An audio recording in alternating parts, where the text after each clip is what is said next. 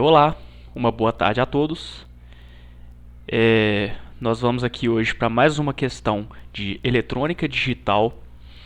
Essa questão ela também envolve a aplicação de multiplexadores em processos industriais, né? Trata-se de uma aplicação de MUX. Essa questão aqui, ao contrário da outra que eu já havia comentado, ela se trata agora de um processo diferente. Vamos ler o nosso enunciado para que nós possamos entender esse novo processo. Olha, para o processo de controle digital de nível de tanque, levante os passos para a implementação e determine um circuito lógico digital que atenda às seguintes condições. Então, no que consiste esse processo aqui? Ele é o seguinte: ao acionarmos o botão de Start, a bomba irá acionar, enchendo o tanque até que o sensor de nível LH, no caso seria Level High, né? Seria nível alto, atue fazendo a mesma parar. Então o que ele está falando aqui? Que a gente vai pressionar o botão de Start, essa bomba aqui ela vai acionar e vai começar a encher o tanque, até que esse sensor aqui seja acionado, vai fazer com que essa bomba aqui pare. Em seguida, agora vamos para a letra B. Em seguida, ligamos a válvula de saída de material, que irá fazer o nível descer até o sensor de nível LL. Atue, fechando a válvula de saída. Então está aqui o nosso botão de válvula de saída. Nós vamos pressioná-lo. No momento, é claro que o tanque estiver cheio, então vai começar a esvaziar por essa válvula aqui, através dessa saída aqui. Ela vai esvaziar até chegar no nível 0, né? Até que o sensor de nível LL, level low, ou nível baixo, esteja em 0, né? Ele vai estar em 1 no momento que o sensor estiver enxergando o material aqui nessa altura aqui do sensor de nível baixo. Aí no momento que não tiver mais nada, tiver esvaziado, então o sensor vai para 0, né? O que vai fazer com que a válvula de saída feche. Agora vamos para a letra C. Após seu fechamento, o fechamento da válvula de saída, né, entre parênteses, a bomba poderá ser atuada através do botão de Start, reiniciando o processo. Então, o tanque vai estar vazio. Se a gente quiser que o processo se reinicie, nós vamos ter que começar tudo de novo, né, apertando Start. Então vamos lá, pessoal. De que forma que nós iremos determinar um circuito lógico digital para que atenda essas condições aqui, que é o que está pedindo o enunciado, né? Então, conforme eu já comentei na questão anterior, só que eu achei interessante pegar esse contexto diferente aqui para poder reforçar esse conhecimento. Vamos lá.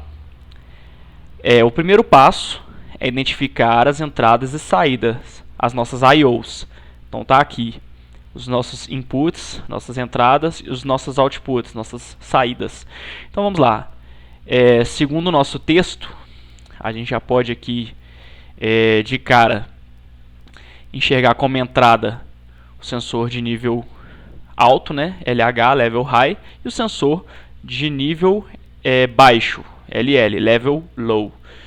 E temos também os botões.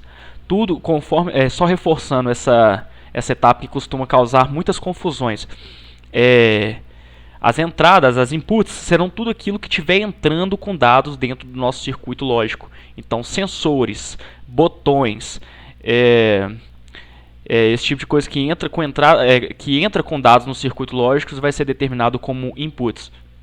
E as nossas saídas será tudo aquilo que gera algum tipo de trabalho, como bombas, válvulas, lâmpadas, solenoides, esse tipo de coisa. Vamos voltar lá para a nossa determinação das entradas e saídas. Então está aqui.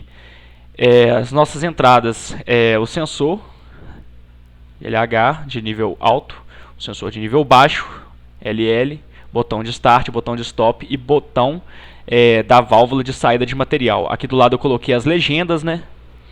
Então, conforme eu já falei na videoaula anterior, é interessante que cada componente desses fique o mais abreviado possível, para que na hora que você for criar as equações booleanas, fazer a tabela verdade, fique mais compacto, né? Fique mais prático. E as nossas saídas são a bomba e a válvula de saída de material, tá aqui, ó. Essa aqui é uma saída e a bomba também é outra saída, elas geram trabalho. Vamos para o nosso segundo passo. O segundo passo é a nossa tabela verdade, né? Então, a tabela verdade, ela vai ser especificada da seguinte forma. Temos aqui, nós vamos primeiramente criar uma tabela verdade vista do ponto de vista da bomba, né, que é uma das saídas. Vamos fazer uma tabela verdade para cada saída. Então tá aqui a nossa bomba.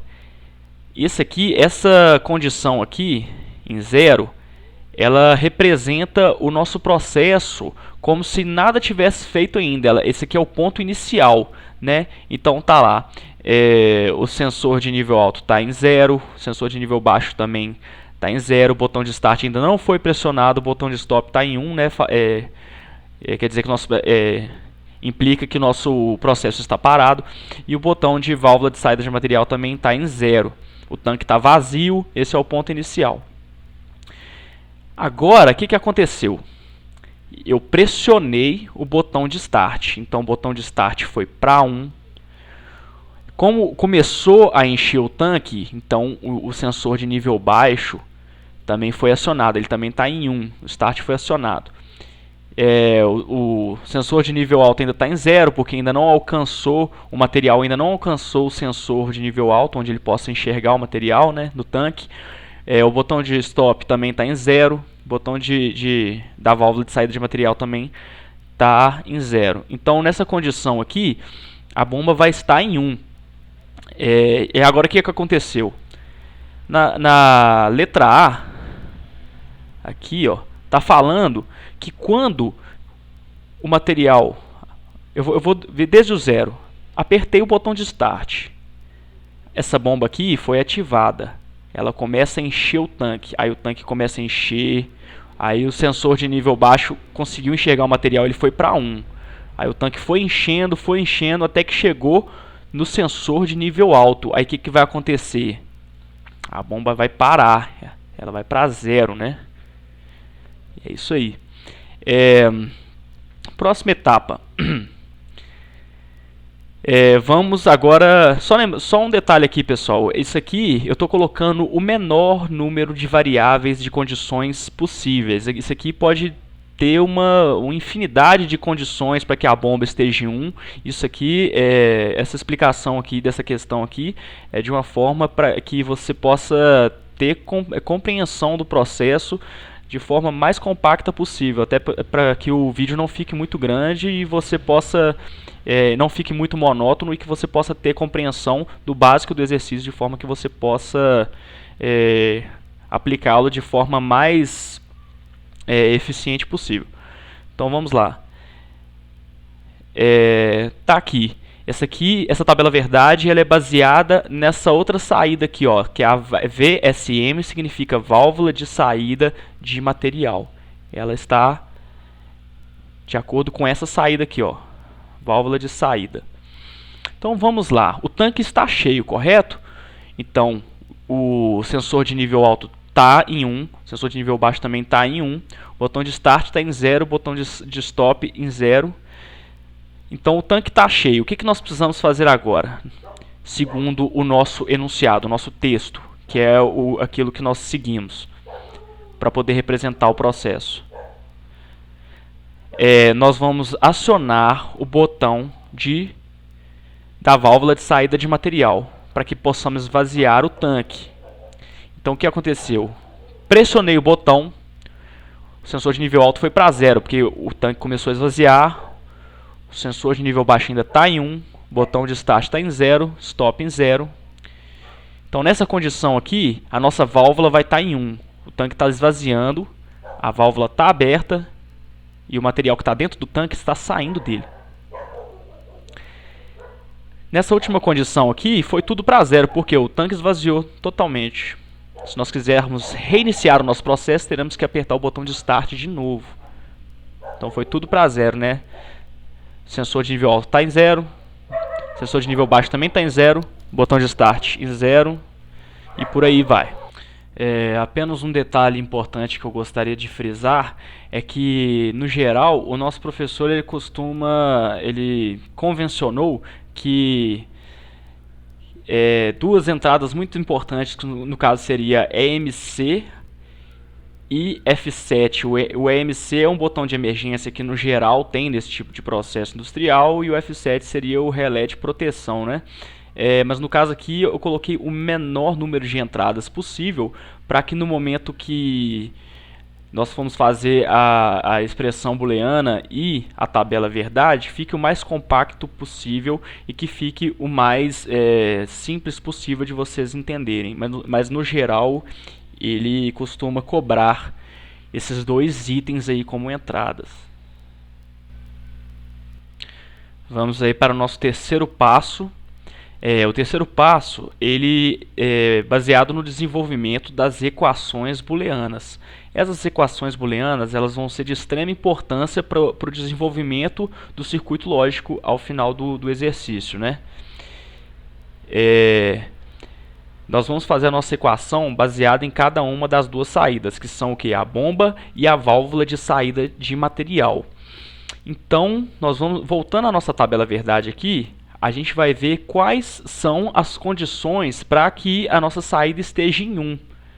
Pelo visto aqui é só uma condição. Para cada uma das tabelas verdades, eu criei aqui só uma condição para que as saídas estejam em nível lógico alto, né? Então vai ser apenas uma expressão para cada uma delas.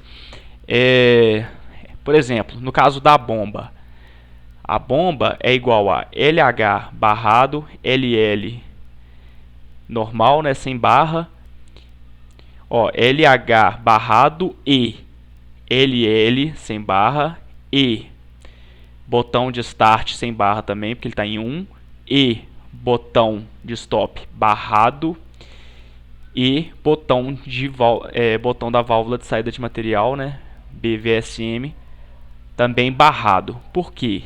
Porque nessa condição aqui, essa é a condição para que a bomba esteja em 1. Então tá lá, LH barrado, sem tá barrado, sem tá barrado, barrado e barrado.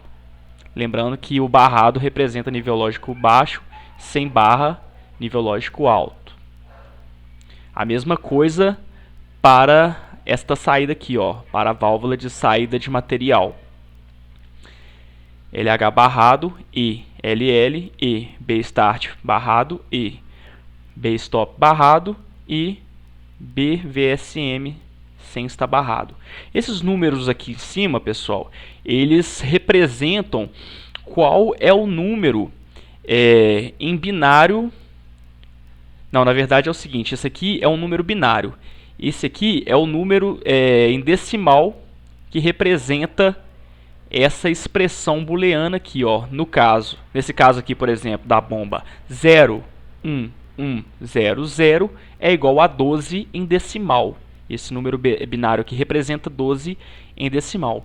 Já esse aqui embaixo aqui, 0, 1, 0, 0, 1 em binário representa 9 em decimal. Bom, então vamos aí para a nossa última e mais importante etapa do processo. Nesta etapa do processo, nós iremos desenvolver os circuitos lógicos, usando multiplexadores, no caso, né? Então aqui, logo de cara, eu já fiz logo aqui essa pequena operação matemática, que ela é o seguinte: 2 elevado a 5 é igual a 32. O que isso quer dizer? 5 é o número de entradas, ele é o número de pinos de controle, entendeu?